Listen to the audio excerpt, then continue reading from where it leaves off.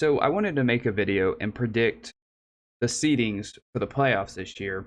And now I got this video idea from Tom Grossi. I'm sure everybody's heard of him. I didn't watch his video. I just saw the title of his video. I think he was predicting the teams that were going to make the playoffs. I'll link his video down below. I'll be honest, I did not watch it, as I said, because I saw the title and I'm like, hey, I kind of want to make a video like this. And I didn't want to watch his because I didn't want to take any of what he says, include it into mine. Everything is here is my reasonings of why I think they will.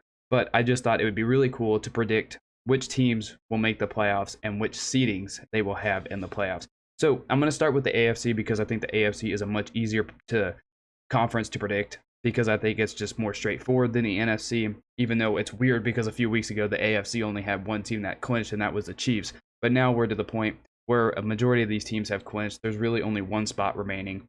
And so I just wanted to go through each of these conferences and lay out where I think each team will fall seeding wise. So the number one seed in the AFC, I have the Tennessee Titans. They play the Texans this week, and I think they will beat the Texans. Now, they lost to them earlier this season, 22-13. Ryan Tannehill was bad in that game, 4 interceptions. But this team as a whole is very gritty. They've played the most players in a single season in NFL history. They are injured to heck and back, but they have a really good defense. They have an offense that'll run the football very efficiently. They're hoping to get Derrick Henry back, so that'll just bolster and boost that offense up even more. So I think the Titans are in a very good spot, especially with the playoffs going through Nashville right now. My question is Ryan Tannehill, because I just mentioned 4 interceptions against a pretty bad Texans team. My question is if Ryan Tannehill has to throw in the playoffs, how well can he do it, and can he do it under huge pressure? He did that in the 49ers game earlier this season when the Titans just abandoned the run completely because they figured out that's the best thing to do. But my question is how far can Ryan Tannehill take them? Because I think this team, if Ryan Tannehill's bad, this team is in trouble when it comes to late game situations and he has to throw. But I think they will beat the Texans, meaning they get the number 1 seed. The number 2 seed in the AFC, I have the Kansas City Chiefs. They play the Broncos, and I believe they'll beat the Broncos. They beat the Broncos 22-9 in the first meeting. Now, in the first meeting with the Broncos, the Chiefs, they were kind of still in their bit of a slump where their defense was playing lights out football. They did, I think, in that game have like a 12-minute drive where they were on the field, but they were able to stop them on 4th down. But the offense was in a very bad slump at that time, kind of a slump that we had never seen before in Mahomes' career. But their defense stepped up, and they were winning games. Now, the Chiefs, they did lose to the Bengals last week, and that kind of hurt their number 1 seed chances. But I still think this team will be fine in the playoffs. The offense played lights out in the first half against the Bengals. The second half, they were pretty quiet, only scoring 3 points. But I think that was a one bad defensive performance that they've had really since the Titans game earlier on this season. So as a whole, I think the Chiefs team, this was a loss that the Chiefs had, and I really honestly wasn't too upset from it. I mean, yeah, people were mad about the refs. I wasn't particularly mad about the refs. When you're giving up 11 receptions, 266 yards, and like 2 or 3 touchdowns to just one guy, that's when you have a problem. So I don't blame. I'm not upset with the Chiefs. I don't think the Chiefs are in a bad spot right now. I think it was one really bad game against a very explosive offense that they've never played before with those guys on there. I think if the Chiefs and the Bengals do match up in the playoffs again, I think the Chiefs will have a bit of a better advantage, in my opinion. Because now that they've seen it, they know what to do. They know the adjustments they need to make to play the Bengals if they do meet them in the playoffs. But just as a whole, I think this offense has finally gotten right. It's still not the flashy offense that we've seen in years past. I don't expect it to be because the league's evolved. They've kind of, I don't want to say, they haven't figured out Mahomes, but they've evolved to the point where they're making the Chiefs do different things offensively. And I think the Chiefs offensively have done a very good job recently of adapting to what the NFL has been doing to them. So the Chiefs I have as the number 2 seed in the AFC. And the number 3 seed will be the team that just beat the Chiefs, and that is the Bengals. They play the Browns, and I think they'll beat the Browns. Now, in the first matchup earlier this season, they lost to the Browns 41-16. And that's my problem with the Bengals just as a whole going into the playoffs. There's a lot of these teams in the AFC playoffs that all have major issues. The Bengals have a very good offense that when they're on point, I feel like they're nearly unstoppable. They're unstoppable. It is very hard to stop them. If their run game's going, hard to stop them. If Jamar Chase is going, hard to stop them. If Tyler Boyd's going, it's hard to stop them. If CJ Uzama is going, it's hard to stop them. If T. Higgins is going, it's hard to stop them. When Joe Burrow's on fire, it's hard to stop them. But the thing is, if you do stop them, they end up losing to the Jets and the Bears. And if you're losing to the Jets and the Bears in the regular season, and you're facing these guys in the playoffs when they're going to be at their absolute peak and their absolute best, that's where the Bengals kind of scare me. But I think they'll take care of business. They'll beat the Browns, and the Bengals will end up with the number 3 seed in the AFC.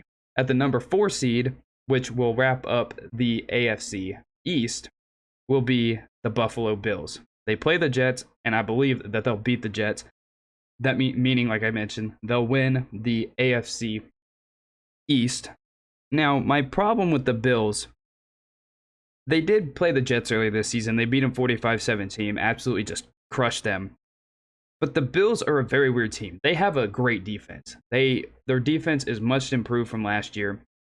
But the thing with the Bills now is they're so reliant on Josh Allen. If Josh Allen is struggling, the Bills struggle. Like, this offense goes how Josh Allen is going. If he's not running the ball well, the offense isn't going good. If he's not throwing the ball well, the offense isn't moving the football. They can't run the football. Like last week against the Falcons, they were able to run the ball on the ground fairly well.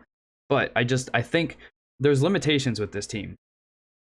They can't run the football whatsoever, so they're not going to be able to sustain a long drive in the playoffs, which really is what can help you in the playoffs and win a playoff football game, because those are really hard to win. And a good run game, sustained drives, is the best way to do that.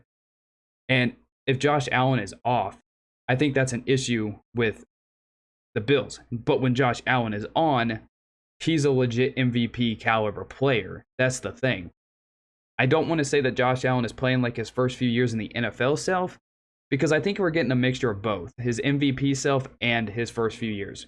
So I think the Bills go as Josh Allen goes, but I still think they're a very good football team. They have a great defense, so I think if they do struggle offensively, I think they have a good enough defense to help them at least once in the playoffs and help them get in a good spot. Coming in at the number 5 seed, because the Bills will win, but they will still handle their business against the Dolphins and beat the Dolphins, will be the Patriots. Now, obviously, as I mentioned, the Bills win. They are going to be the number 4 seed. They'll clinch their division, the AFC East.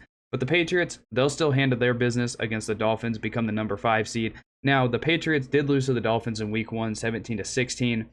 It's so weird because it feels like every year the Patriots lose to the Dolphins and it somehow screws up their playoff seeding. Like, it really feels like that every single year. I don't know what it is about the Patriots playing the Dolphins, but it just seems like every year the Dolphins love to play spoiler against the Patriots and do something that will ruin their playoff hopes, their season, or something.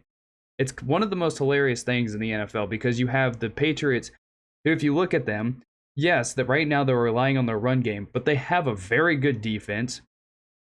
And it's just weird to see a team with that good of a defense still lose to the Dolphins and things go crazy and awry for them. But the Patriots as a team right now, again, there's a lot of flawed teams in the AFC. You look at the Patriots, they rely on their run game and their defense. If those two things aren't going, they're not a very good football team. They don't ask Mac Jones to throw a lot, but when he does, he doesn't do it particularly well. So coming from behind in the playoffs, which is going to be a possibility when they're playing these higher level competition in the playoffs who are going to be on point, if they get behind, I think the Patriots in the playoffs might be in a bit of a trouble. Now, we can give them a bit of a pass. They're making the playoffs with a rookie quarterback.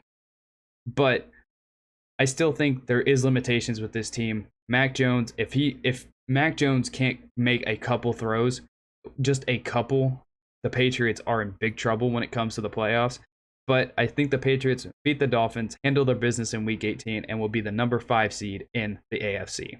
Coming in at number 6, we have the Indianapolis Colts, who play the Jacksonville Jaguars this week, and it will beat the Jaguars. Now, there was a stat that the Colts hadn't beat the Jaguars in Jacksonville since like 2014 or something like that. I was like, that's the craziest thing that I have seen on this app in a long time. But they did beat the Jags 23-17 in the first meeting. I think the Colts, they have a very good defense and the best running back in the NFL in Jonathan Taylor. My problem is it's Carson Wentz. And it's kind of the same thing as Mac Jones. I don't know how much I trust him if they get to a point where they have to throw the football. I really do not. He tries to make spectacular plays on literally every play that's breaking down instead of throwing the ball away, doing a check down, or even if it's possible, taking a 2-yard sack. Carson Wentz does everything he can to ruin a play for this team. Like last week, he had a play that they got lucky and it was tipped by the Raiders and it turned out to be a touchdown. Like the Colts, they're a team that I don't trust if they get to the point where they have to throw with Carson Wentz. I don't. I think they have to play from a lead, and I think Jonathan Taylor is just going to have to eat defenses alive in the playoffs. And so I think the Colts, they'll handle their business against the Jaguars. They'll probably run all over them, but I think the Colts will end up with the number 6 seed in the AFC. Coming in on the number 7 seed, which will come down to the Sunday night football game between the Chargers and the Raiders, which is going to be one heck of a football game because the Raiders are in a spot we didn't think they would be in. You have the Chargers, who I think have been inconsistent this year. It's going to be one heck of a football game.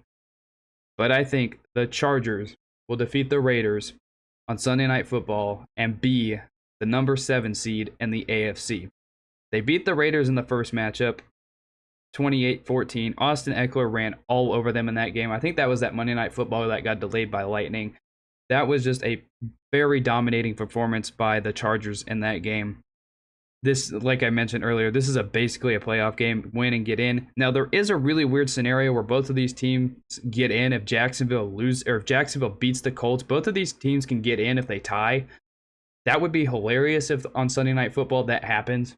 Do I think it's going to happen? No, but that would be really, really hilarious. But the Chargers, they have great offensive talent. I like their head coach. I like his aggressiveness. I like everything they do. But again, they're another team that I feel like are very inconsistent sometimes. Like Justin Herbert, I think he's fantastic. He's going to be elite one day. But it just feels like at times during the season, he hasn't been great when I think he could have been great. I think he lost to the Ravens pretty badly earlier on this season. Didn't look particularly well. There's times that he hasn't looked the best. But when Herbert is on, man, he is on it, and he is one of the best quarterbacks to watch. Their defense, on the other hand, I think is hot garbage. Their defense is not good whatsoever. But going into this Raiders game, I think they're going to play lights out. They're going to play their absolute best game defensively of football that they can. They're going to force Derek Carr into so many mistakes. And I think the Chargers will be the number 7 seed in the AFC. So the potential first round matchups, based off of my predictions, you'll have the Chiefs and the Chargers, which is going to be one hell of a game because those two match up very, very well. The Chargers beat them in the first matchup. The Chiefs beat them in the second matchup. Bengals, Colts, I think that, again, is going to be one heck of a matchup. That's going to be one tough defense to throw on. And then the Bengals, again, are going to have a tough challenge stopping Jonathan Taylor. And then you have Bills, Patriots, would be one heck of a freaking game to watch going into the playoffs. But those are my predictions for the AFC. I'm going to do the NFC in a separate video. Give me your predictions for the AFC playoff picture down below, and I'll see you in the next one.